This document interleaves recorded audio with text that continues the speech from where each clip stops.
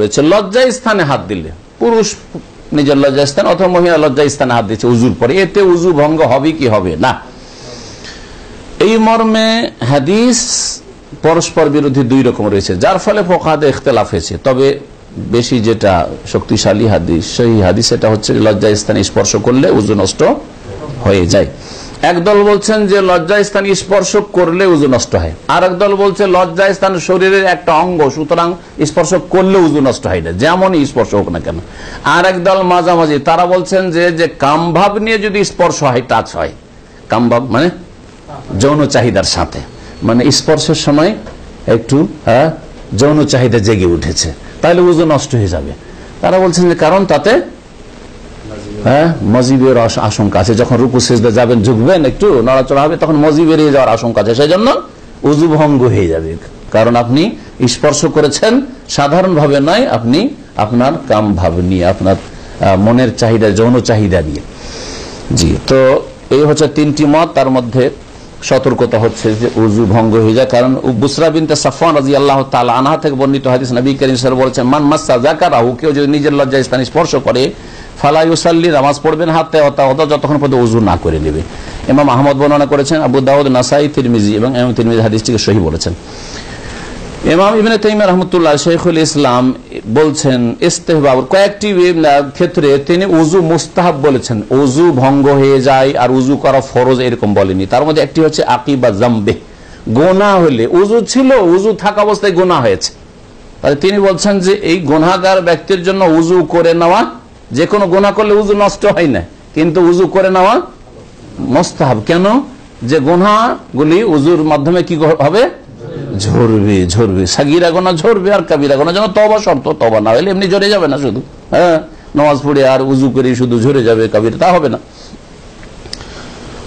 তো গুনাহ হইলে, আজকাল তো গুনার গুনাহ, উজুর পরেও মোবাইল দেখছেন, ফেসবুক, উজুর পরে ইউটিউব দেখছেন, আর নোংরা ছবি, উলঙ্গ ছবি, গুনাহ হইল না? উজু করে রাস্তা দিয়ে চলছেন, বেপরদা মহিলা, মাথা চুল সবকিছু খুলে, গুনাহ হইল না? এগুলি যদি গুনাহ হয়, তাহলে উজুর পরে সিগারেট খোর যারা, ধূমপান যারা করছেন, এই মাসলা অনেকে জিজ্ঞেস করেন যে উজুর পরে সিগারেট ধূমপান করলে উজু নষ্ট হবে কিনা। তাদেরকে জিজ্ঞাসা করছে, আপনাদের হুজুররা যে জর্দা দাও পান খাচ্ছে, তো উজুর পরে জর্দা দাও পান খালি উজু নষ্ট হবে কিনা? এটা ফতোয়া মুফতিগুলোকে জিজ্ঞেস করেন যে তোমরা তো তামাক খাচ্ছ, ও সিগারেটের ভিতরে, বিড়ির ভিতরে তামাক আছে, আর তোমাদের ওই জর্দা তামাক। হ্যাঁ, জর্দাটা ভদ্রতার সাথে হুজুররা খায় যে মুফতি সাহেবেরা, সেই জন্য ওতে অসুবিধা নেই, মসজিদে বসে বসে খাচ্ছে। মসজিদে বসে কোনো গ্রামবাসী, কলেজ ইউনিভার্সিটির প্রফেসর মসজিদে বসে একটা সিগারেট টাইনার নেই, তো আর জান বাঁচবে না, বাংলাদেশ বাঁচবে, ভারতে বাঁচবে, শেষ করে দিবে মুসলিমরা, ঠিক না? কিন্তু মোল্লারা মসজিদে বসে বসে জর্দা আর খৈনি চিবাচ্ছে। জি জি, আল্লাহ পাক হেদায়েত করে এইসব বিদাতীদের। তো বলছিলাম যে গুনহার পরে ওযু করে নেওয়া ভালো। জি, 2 নম্বর হচ্ছে অমিমাসসিজ যাকার বিশাহওয়া, আর কামভাব নিয়ে কেউ যদি লজ্জা স্থান স্পর্শ করে, তাহলে উযু করা মুস্তাহাব। তিনি মুস্তাহাব বলেছেন, কিন্তু অন্যরা কেউ বলেছেন যে উযু ভঙ্গ হয়ে যায়, সুতরাং উযু করা ফরজ তার জন্য।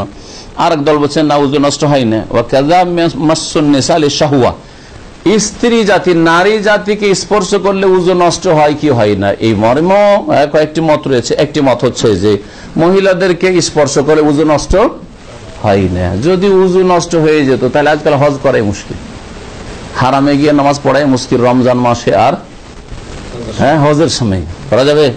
আর রাস্তা দিয়ে হাঁটছে, এমনিতে ধাক্কা লেগেছে, লাগে না নাকি, গায়ে গা লাগে না? তাহলে মহিলাদের ছুলেই যদি উযু নষ্ট হয়ে যায়, তাহলে চলা যাবে?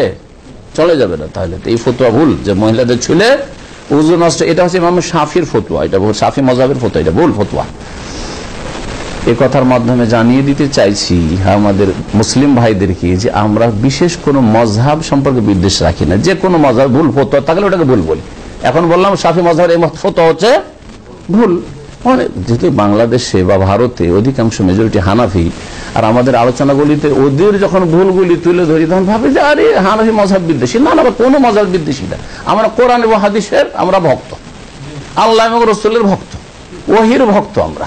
সুতরাং ওহি যদি আবু হানিফার মযহাবের কোন ফতোয়াকে ঠিক বলে ঠিক, আর শাফির মযহাবের ফতোয়াকে ঠিক বলে সেটাই ঠিক। যদি শাফি মযহাবের ফতোয়াকে ভুল বলে ওহি কোরআন হাদিসের দলিল, তাহলে সেটাই ভুল। বোঝা গেছে? জি হ্যাঁ, একমাত্র যার ভুল হইতো না তিনি কে? মুহাম্মদ রাসূলুল্লাহ সাল্লাল্লাহু আলাইহি ওয়াসাল্লাম। তাছাড়া সকলের ভুল হইতে পারে, রাসূল ছাড়া, আম্বিয়া রাসূলগণ ছাড়া যে কোনো মানুষের ভুল হইতে পারে। তো নারীদেরকে স্পর্শ করলে, আপন স্ত্রী, অপর স্ত্রী না, নিজের স্ত্রীকে স্পর্শ করলে উযু নষ্ট হয়ে যায়, এটা হচ্ছে শাফি ফতোয়া। বাকি হানাফিদের ফতোয়া না, মহিলাদেরকে স্পর্শ করলে উযু নষ্ট হয় না। আহলে হাদিস মুহাদ্দিসিন ইমাম আহমদ তাদের মহিলাদেরকে স্পর্শ করলে উযু নষ্ট হয় না। মাঝামাঝি একটা ফতোয়া, তাহলে একটা হয় না আর একটা হচ্ছে হয়। মাঝামাঝি ফতোয়া কি? ইবনে তাইমিয়া রাহমাতুল্লাহ আলাইহি বলছেন, হ্যাঁ, যে যদি কামভাব নিয়ে স্ত্রীর গায়ে হাত দেয়, হ্যাঁ, স্ত্রীর হাতে মুসাফা করলেন কিন্তু একটু যৌন চাহিদা হইলো, হ্যাঁ, অথবা পিঠে একটু হাত দিলেন, মাথাখানে হাত দিলেন উজুর পরে, আর তারপর নামাজ পড়তে চলে গেলেন, বলছেন যে উজু করে নেওয়া ভালো। আশঙ্কা আছে এখানে, কারণ যখন একটু কামভাব হয়েছে তখন মজি বেরিয়ে আসবে না, কিন্তু আপনি যখন একটু হাঁটলেন অথবা মসজিদে বিশেষ করে নামাজ শুরু করে দিলেন, তখন শয়তান আপনার পিছনে লেগে যাবে, ধীরে ধীরে ধীরে মজিটা নেমে আসবে। এখন আর তখন এমন ওয়াসওয়াসা শুরু হয়ে যাবে যে নামাজটা বরবাদ হয়ে যাবে, কোনো খুশু হবে না। ওয়াসওয়াসা লেগে তো ভাই কি বেরিয়ে গেল না, কি যে হইলো, মনে হচ্ছে বেরিয়ে গেল, হ্যাঁ, নামাজ ছাড়বো না, হ্যাঁ, উভয় সংকটে পেরেশানি শেষ নাই, যে কোনো ইবাদত হইল না আপনার খুশুর সাথে। তো যার ফলে উজুর পরে স্ত্রীর কাছাকাছি না যায়, ফলে স্ত্রীর গায়ে হাত না দেওয়া ভালো, সতর্কতা। আর যদি কেউ হাত দিয়ে থাকে তাহলে সতর্কতা বা মুস্তাহাব যে উজু করে নিবে।